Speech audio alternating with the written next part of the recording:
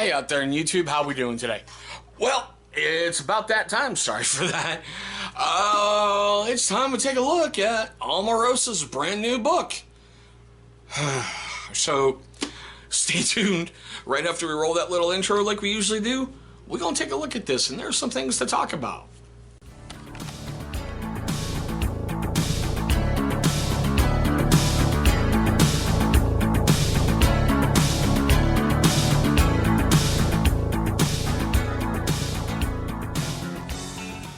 Alright guys, thank you so much for staying past that intro and all that wonderful weird stuff.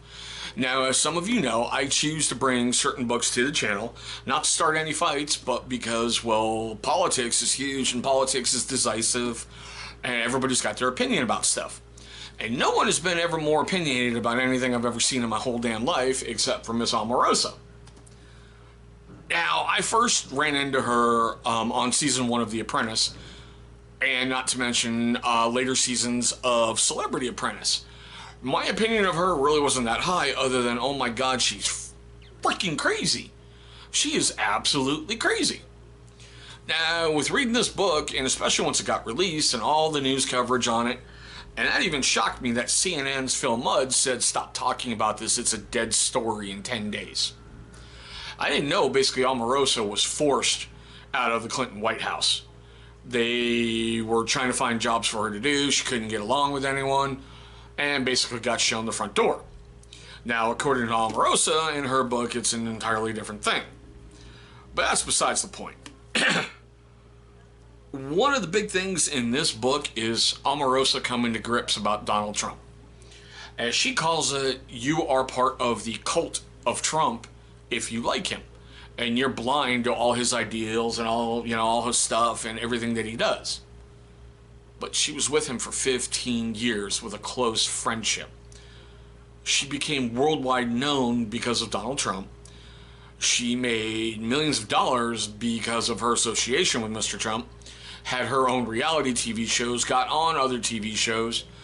I just sit and go, if somebody's a hate-mongering racist, and you're a person of color, why are you associating yourself with this person other than to get a financial gain? That's my opinion. And she even states in here, he made her lots of money, and she just kept denying until Charlottesville. And then when Charlottesville happened, she turned on Trump, and now she's free of the cult of Trump. Matter of fact, that's exactly how her friggin' book ends. I mean, seriously, she talks about, on page 322, she is free of the cult of Trump. Alright. I've got my issues. I think if you're around someone for about a year, unless they're an incredible liar, you're going to know exactly who and what and why they are. I do not believe she got fired.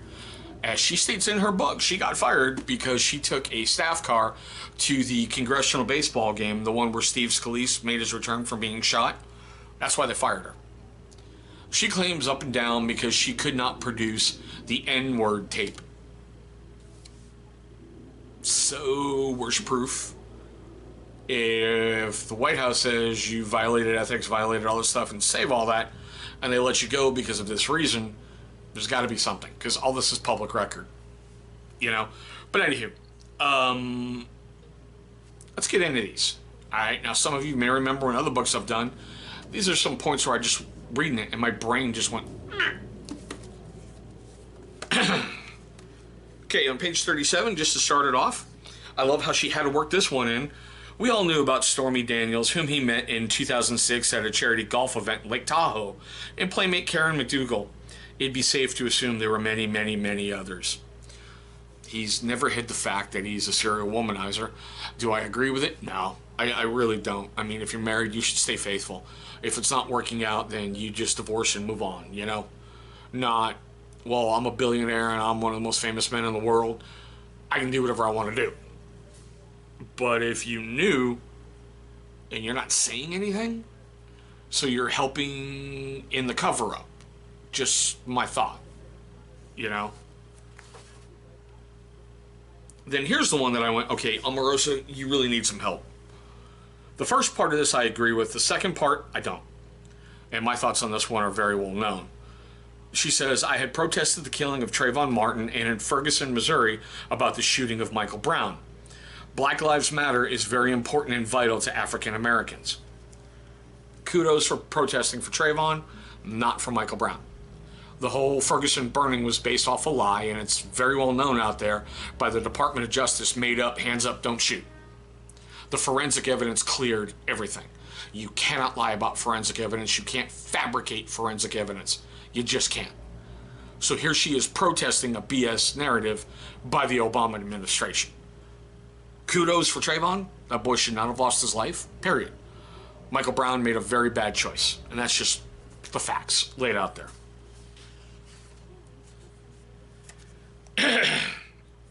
Page 137, September 15th. And she says that she was at the 46th Annual Congressional Black Caucus Legislative Conference, and she had a brief run-in with Hillary Clinton, whom I guess, she knew from before. And the part that kills me is she used to fundraise for Hillary, and she created, I think she put it like the all-black pack for Hillary. And when Hillary secured the nomination, she expected to be brought onto the campaign full-time and was pissed that she wasn't. That's a little bit of backstory. So she said she had a brief run-in with Hillary. Her friend from her White House days was, advancing her. When Hillary approached, her friend grabbed her phone, snapped a picture, and Hillary gave her a lukewarm smile and said, Donald, really? Well, you let her go. If she wants to be in politics, in 2016, there was really only two people. The DNC screwed over Bernie. So you had Hillary or you had Trump. Hillary screwed her over, so that just left Trump. Here's a big one. Okay, page 158. And she's talking about election night and all that wonderful stuff. She goes, but since I worked for the Clintons, I knew they had a big, deep bag of tricks, and they could get the turnout that they needed. Bill Clinton had already won 2 presidential elections, and they had a tremendous amount of experience and extensive network, huge resources, momentum, and they thought they could win. She follows it up just a little bit.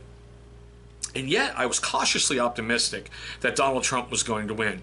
On my media hits, I said I felt he was going to pull it off no problem, as we'd been instructed to, but I also knew how powerful the Clintons were.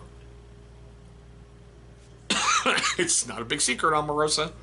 I love how, as much as I'll be one of the first ones to step up and help, vilify Hillary, and especially Bill, because I don't like a lot of the things they did when they were in the Oval Office, these things are not hidden secrets that you're revealing to the world.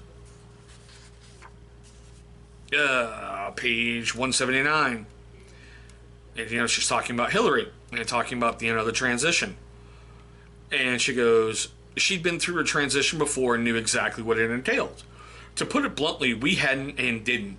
The fact that the transition office was decorated in a way that assumed Hillary, not Trump, would win.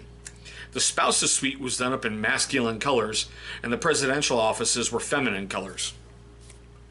It's no secret. I hoped he would have done it on election night. I honestly thought Hillary was going to win the election. I really, truly did. So did the world, news medias. She was going to win 99% to 1, all that wonderful stuff. But it's just interesting to hear that the transition offices were done up for a woman president. Okay, and this one had me go, you have to be kidding me. Because this would have blown up worldwide. On when he was supposed to being sworn in as president, he asked me, Omarosa, what do you think about me getting sworn in on the art of the deal? I said, instead of the Bible? Yeah, The Art of the Deal is a bestseller. It's the greatest business book of all time. It's how I'm going to make great deals for the country. Just think how many copies I'd sell. Maybe a commemorative inauguration copy. And she replies, I know you're not going to be a traditional president, but that's just too crazy. Whatever you do, don't repeat that idea to anybody else, I said. We laughed and laughed. He wanted me to believe he was kidding. If Trump would have put his hand on the frickin' art of the deal, I would have been heavily offended. That's just ridiculous. It's absolutely frickin' ridiculous. But, hey, thanks for sharing, Omarosa. Let's just get more stuff out there to whip up, anti-Trump crap. Page 219. And this is, when they're talking about leakers and whatnot and how the White House was going crazy to find them. And she said, she went to a Bible study. Other participants were Senators Kirsten Gillibrand, Cory Booker. So Omarosa is sitting down with Cory Booker, a rabid anti-Trump person. Now, granted, I know it's Bible study, but as we've seen recently in the news, especially in Pennsylvania, lots of shady crap goes on during church services for Catholics. But that makes me go, Omarosa, were you leaking? Were you setting up a book deal?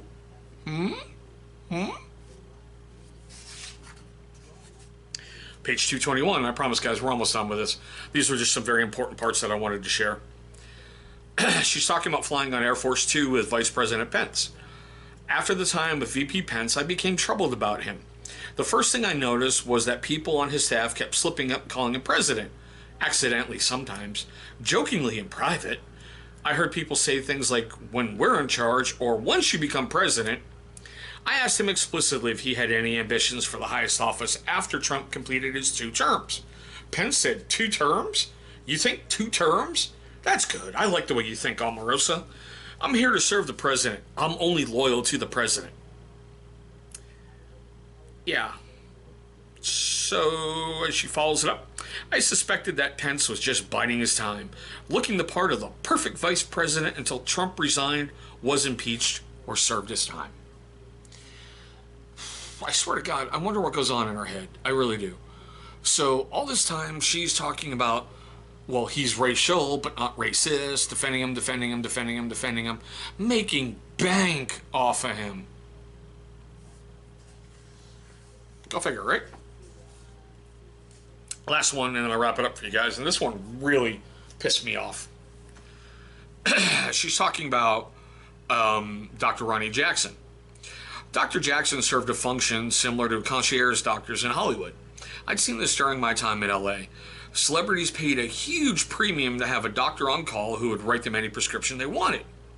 Throughout my time in the White House as part of a little-known program called the Executive Medical Program, the cabinet and all assistants to the president could get prescriptions for any ailment.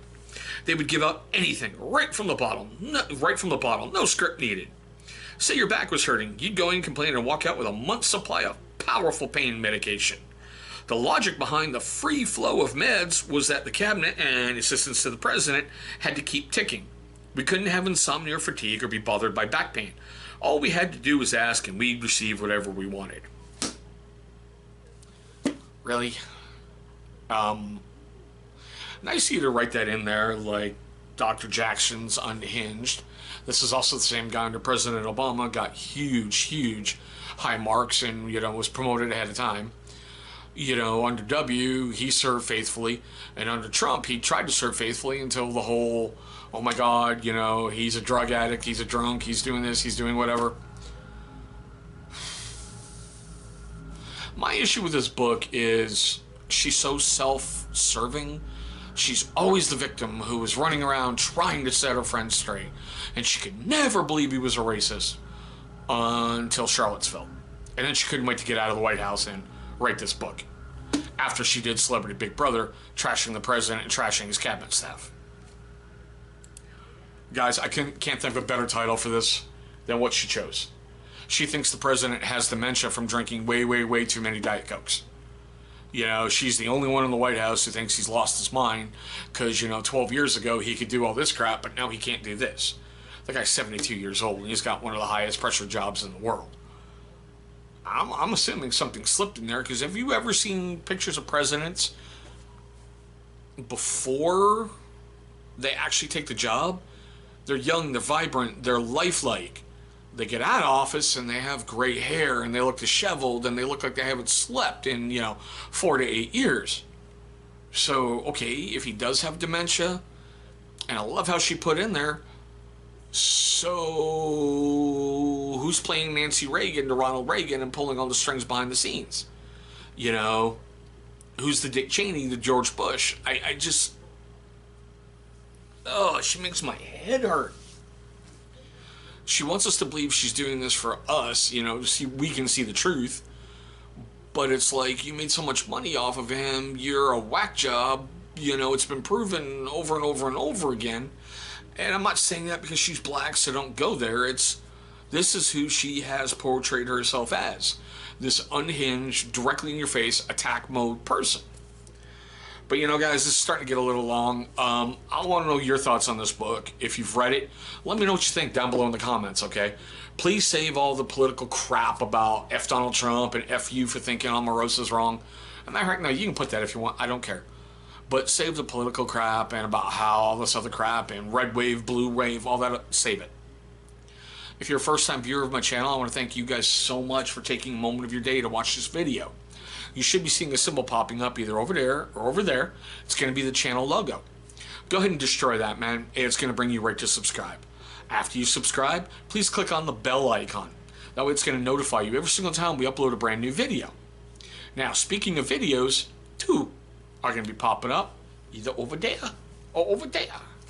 Those are going to be videos that YouTube is going to select from my catalog that they think are going to be a great viewing experience for you. But guys, there we go. The best that I could do, my unbiased look at Omarosa's book, Unhinged. Thanks for watching this, and I hope you have a great day.